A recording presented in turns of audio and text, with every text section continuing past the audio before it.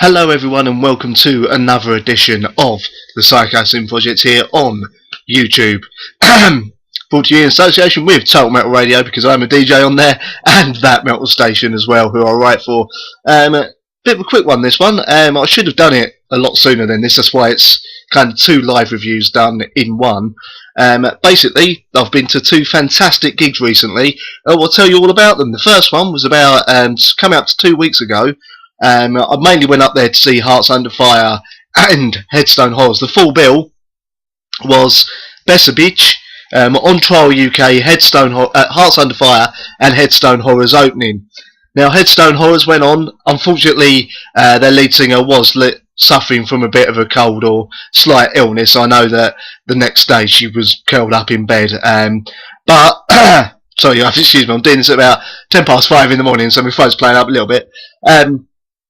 They put on a fantastic performance, really slaughtered their way right through their fantastic Like the Morgue EP, played everything the crowd could want to hear, like the Morgue and Frankenstein's Girl, which I've played myself on my show a few times. And all in all, even though she was sick, she just hit everything perfectly. The whole band back her up, fantastic. And unfortunately, they've had to, their old drummer, who was on the Like the Morgue EP, has had to leave, so they brought in a new drummer called Nathan, who's really nice bloke, and a fantastic drummer as well. He's going to fit right into that band. Put on a fantastic live performance. Very glad they opened. And then, if you look on the YouTube channel itself, I got the chance to interview them as well, just after they'd been on stage. After them, Hearts Under Fire came on stage. Again, unfortunately, lead singer Mary was kind of not feeling too well. But again, battled through it, went up on stage, done another fantastic set with a mix of their fantastic album Outlines. Honestly, I cannot praise that album enough.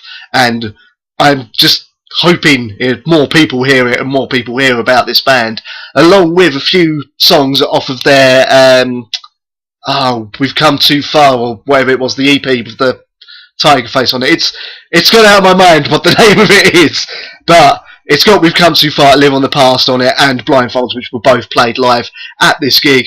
And even though she weren't feeling fantastically well, Mary, as ever, became a fantastically engaging and funny front woman, self-defacing, but absolutely hilarious. And the whole band had a good time. I believe the crowd did as well. For those who were stuck at the bar, shame on you, because you missed a fantastic live gig by these girls. They're going to go far, and I'm going to do everything I can to help them and Headstone Horrors reach that as well. Honestly, every member on that stage was really put in the best performance they possibly could to make it feel more like they were playing to an arena than to a small, slightly shitty pub in Camden that is nowhere near actual Camden High Street. How do I know? Because I took about 20 minutes to find the place. But anyway, yeah, done a fantastic job. Mary powered through, still put on a hell of a show. Done the interview with me as well afterwards, which you can hear on this channel as well. And yeah, I just hope she's feeling well now. I know they're on tour. And yeah, a special shout out to Kat as well for helping me arrange the interview and everything with the band, along with sticking around afterwards after the gig. So I know some of them wanted to shoot off because obviously Mary wasn't that well. Mary was the only one who shot off afterwards because the rest decided they were going to stay and drink. But anyway, cheers Kat for helping sort that out. Kat, another fantastic guitarist. The whole band is absolutely spot on. Now they found their own sound over that EP and that album. So if you get a chance to see them live, definitely do it. I know they're hitting Scotland soon. So yeah, get to it as soon as you can. They're going to be touring the UK a bit more this year, and then they're going to start working on album number 2, I do believe. So yeah, if you get a chance to see them, do it. Same with Headstone Horrors. After Hearts Under Fire, there was a band called On Trial UK. I didn't really see much of them because I was trying to sort a few things out, and I was interviewing Hearts Under Fire and Headstone Horrors at the time that they were on, so I do apologise to the band for that. And the headlining act was a band who was doing their first ever UK gig, and you'll have to excuse me while I look away from the camera, and they were a punk band from, I believe it's Sweden, I could be completely wrong, called Besserbitch, and this is the album, bought it from the gig, so that's probably a sign of whether I like them or not, because I actually bought some of their merchandise. But came on, done a fantastic set. I honestly didn't know what to expect. I'd never heard of the band before. I'd never seen them on YouTube, so I went into it completely blind. Went on, put a fantastic performance. So heavy, in fact, were they that they managed to kind of make their hastily duct-taped banner fall down after about 2 songs. But really, really good punk band, well worth checking out. Hopefully they'll be back soon, and I really hope they enjoyed their UK tour. I'm going to be doing a review of this soon, so keep an eye out for that. This is their album, by the way, if you're wondering. It's called Moments of Grey. And if you're also wondering, no, I'm not sponsored by them. I know it sounds like it at the moment, but no, they just really, really impressed. All in all, as an absolutely fantastic night at the Unicorn in Camden. I know I called it a shitty pub earlier. I didn't actually mean to. It's actually quite a nice little pub for the smaller bands to play, and I know there's a couple of Southend bands going up there to play soon as well. So I'm wishing them all luck, being a Southend boy myself. The other reason I'm doing this video is to bring attention to a live gig by a band I've been playing on my show quite a lot. I had the lead singer come and do the very first on-camera interview with me. I am, of course, talking about Southend's very own Rough Divide. This was a bit of a weird bill. Now, the reason I'm only going to be reviewing Rough Divide's performance is because the rest of the bill were indie bands. It was 4 bands. I don't know how to do that. I'm sure you can count 4.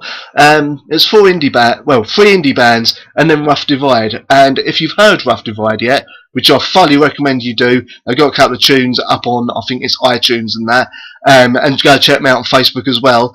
Rough Divide are a heavy metal band.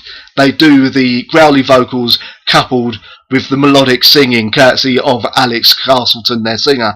But they came on to what could have been a pretty partisan crowd, because there was only a few of us metalheads there, and put on a hell of a show. They didn't care. They went out there to impress, and they done it. They really did. They played pretty much their whole EP that they're working on.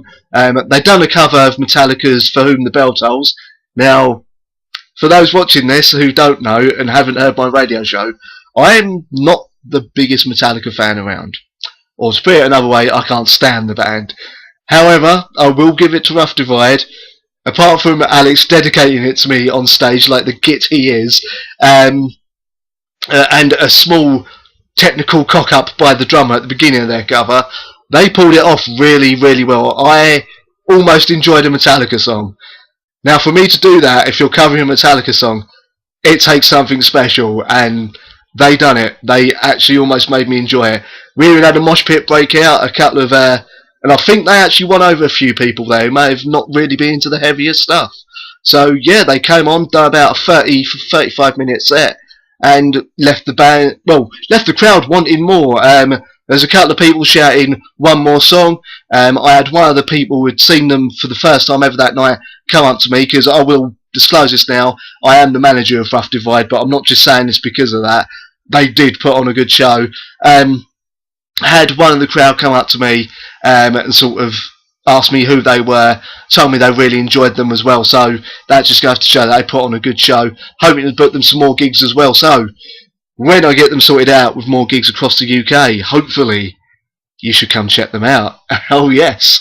And their EP is being worked on. They're looking to get it out by the end of this month, I do believe, because I'm going to be pushing them to get it out by the end of this month. And Alex and the rest of the band, if you're watching this, do it. Make sure it's out by the rest of the month, so I'll start playing it on my show. I want to thank you for my random babbling. I know I'm doing this about 5 o'clock in the morning, so I'll probably look like crap. But I need to bring attention to these shows, because these bands, man, I don't think either of them made any money from these gigs, but they're out there, they're touring, they're getting their name out there, they're building their fan base, and they should be getting your attention. As I said, I'm going to do everything I can, promoting all 3 bands, 4 bands, if I can get Besserbitch interested as well, as much as I can. Honestly, check them all out, really, really do, because they're all working their arse off to get a name for themselves. And honestly, their gigs, the most I've paid so far has been £8 or £10 to see Hearts Under Fire. And that wasn't Hearts Under Fire headlining, no, that was because they were supporting a new metal band who you may remember called Sugar Coma back in 2004, 13, I believe, and that was the first time I saw them. And between me and you, as much as I love Sugar Coma, Hearts Under Fire kind of blew them off stage that night. Sorry to Sugar Coma, but yeah. Anyway, I will be back soon with reviews of the new Encipherum album, which I believe is called One Man Army, that Besserbitch album, and a lot more. So, I will see you next time, here on YouTube, on the Psychosin Project. Cheers for watching, feel free to subscribe. Good night. Sun will burn.